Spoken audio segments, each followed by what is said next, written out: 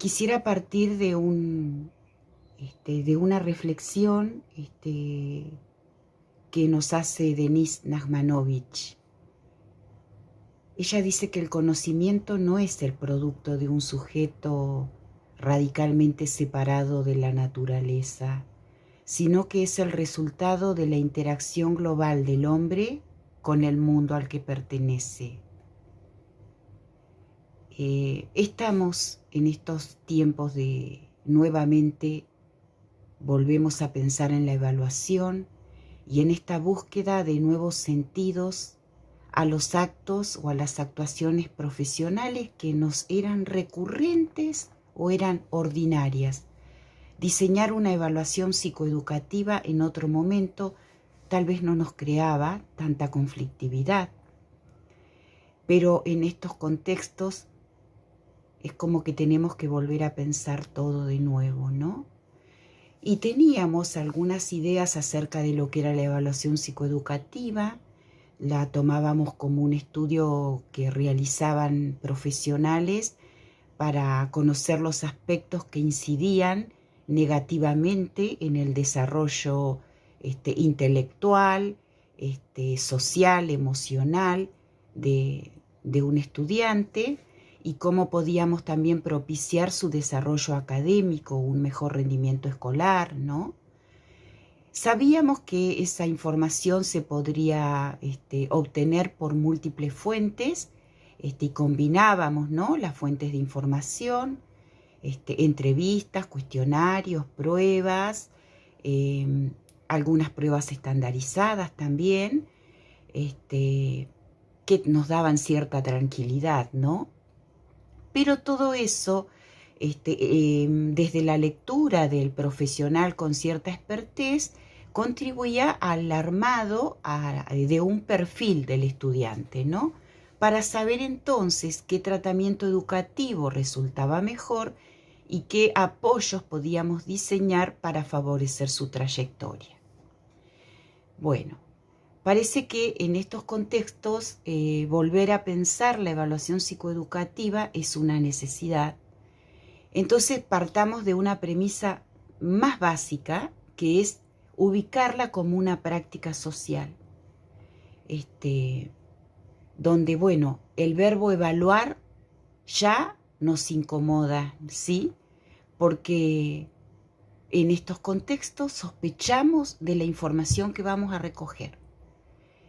¿Por qué? Porque no podemos utilizar las herramientas habituales, vamos a tener que utilizar otras. Entonces, ¿qué carácter de veracidad, qué confiabilidad vamos a atribuir a una información que vamos a recoger en estos contextos que son en parte desconocidos por nosotros? Justamente perdemos de vista el contexto, que es aquello con lo que se entreteje el sujeto de aprendizaje. Entonces sí, sería redundante en estos momentos decir que queremos una evaluación psicoeducativa en el marco de una escuela inclusiva, pero sabemos que eso de escuela inclusiva como intención tenemos que abrazarlo más que nunca, tenemos que insistir, tenemos que expresar, tenemos que confirmarla con la expresión, porque sabemos que la desigualdad educativa se ha hecho cada vez más evidente. Entonces, la desigualdad de la mano de la exclusión también nos sume en la incertidumbre y en el riesgo de que podamos producir algo que contribuya aún más a esa exclusión. Por eso entonces nos confirmamos como sujetos que seguimos tirando redes a la pesca del lazo social, a la pesca de ese lazo que pueda volver a ligar con situaciones educativas a los sujetos en las circunstancias actuales, que pueda enlazar a grupos, que podamos apelar a herramientas que sabemos que interjuegan hoy estos componentes en escenarios que por momentos parecen escurridizos, que se escurren entre pantallas, entre mensajes de textos, entre mensajes de voz, en el mejor de los casos, encerrando en sobres con papeles que hacen de soporte a las consignas que abrigan la intención de continuar ese lazo pedagógico. Entonces, yendo a la evaluación psicoeducativa, en estas circunstancias tenemos que pensar qué es lo posible de hacer, pero también construyendo nuevos sentidos. ¿Para qué evaluar? Y evaluamos justamente para tomar decisiones pedagógicas, para tomar las mejores decisiones pedagógicas que permitan configurar un proyecto pedagógico con la persona y con la familia de esa persona. Entonces, tratamos de pensar en los componentes nuevamente y cuáles son los componentes de la evaluación, cuáles son los referentes que vamos a tomar en cuenta, cuáles son los actores relevantes que nos van a dar esa información, con qué herramientas vamos a recoger esa información, en qué tiempos, en qué espacios, por qué vías, ¿sí? Todo eso se vuelve a pensar. Y sobre todo, lo que le va a dar sentido a todo esto es ¿para qué hacerlo? ¿Para qué? Bueno, sabemos que la evaluación psicoeducativa a los fines administrativos sigue siendo una necesidad, porque muchas veces depende de eso la obtención de un beneficio para acceder a la obra social que nos pueda financiar un tratamiento, por ejemplo. Entonces hay un fin que es administrativo, pero lo que más nos importa es la finalidad pedagógica que tiene que tener esta evaluación. Así que a veces la palabra toma de decisiones nos asusta un poco, pero no tenemos que visualizarnos solos en esta tarea.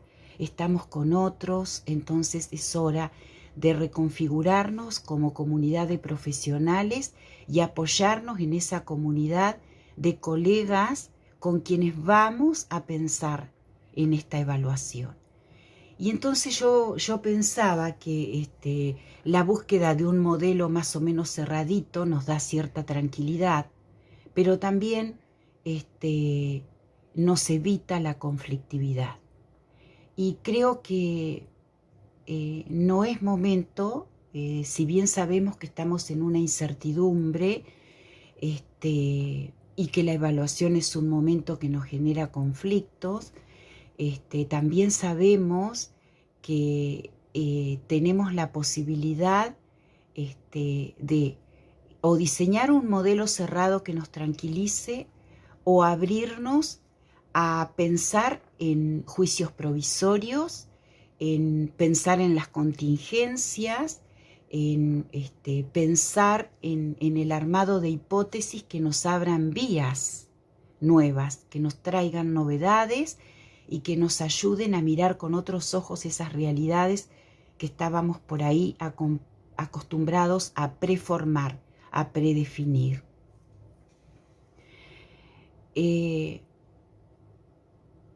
Yo quisiera tomar algunas reflexiones de Marcelo Persia partiendo de esta premisa. Si evaluamos para tomar decisiones pedagógicas, Marcelo Persia va a decir, ¿qué significa tomar una decisión? ¿Concluir algo? ¿Aplicar una ley? ¿Aplicar una norma?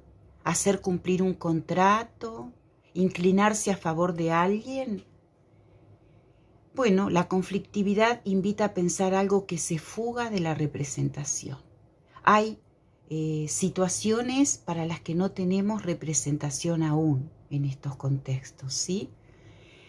Y una idea responde que tomar una decisión, va a decir Persia, supone entrar en una turbación, en un disturbio de voluntades, una inquietud de acciones, de pensamientos, un desorden, una sacudida. Y cada decisión es un campo de disputa, es una condensación de tensiones del mundo social. Una decisión es una perplejidad aplazada, va a decir Persia. Animarnos a pensar las decisiones como un estado de discusión entre actores implicados. Qué linda idea, ¿no? Entonces esta va a ser la invitación. Como actores implicados nos vamos a animar a pensar en la decisión de prediseñar algún formato que veamos posible de realizar como evaluación psicoeducativa. Si la intención es construir una casa, va a decir Persia, apoyándose en el pensamiento de Spinoza, se dirá que la obra es perfecta si alcanza el modelo proyectado y se ajusta a los fines expresados. Y la obra va a ser imperfecta cuando quede inconclusa, o sea, inferior al modelo proyectado o que no coincida con los fines expresados. Si buscamos la perfección, vamos a necesitar un modelo. Y las acciones se tienen que ajustar a determinados fines. Spinoza entonces va a decir, traído por Persia, si vemos una obra que nunca hemos visto nada semejante a esa obra, y si ignoramos el pensamiento del artífice, no podemos saber ciertamente si esa obra es perfecta o es imperfecta. El problema de las éticas es el de las determinaciones inciertas. Estamos en estados de conflictividad que anuncian modos de un porvenir todavía sin representación. Y el problema de las éticas es el de las acciones que no tienen un destino trazado. Es el de los actos plenos de incertidumbre. Ética es emergencia de una decisión que carece de un modelo para esa decisión. Es hacerme responsable de algo sin garantías.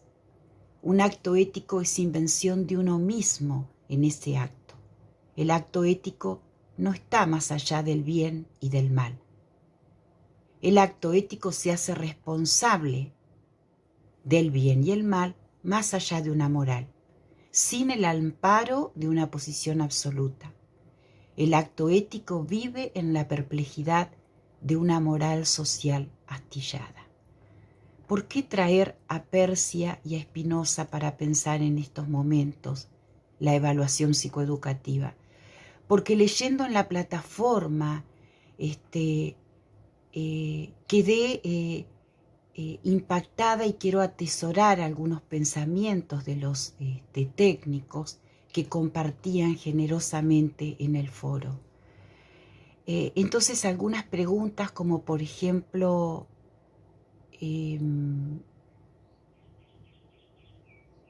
¿cómo leer un informe a la luz de aspectos pedagógicos más centrales que otorguen lugar a las posibilidades de la expresión oral, de la comprensión, del desarrollo de las consignas, ¿sí?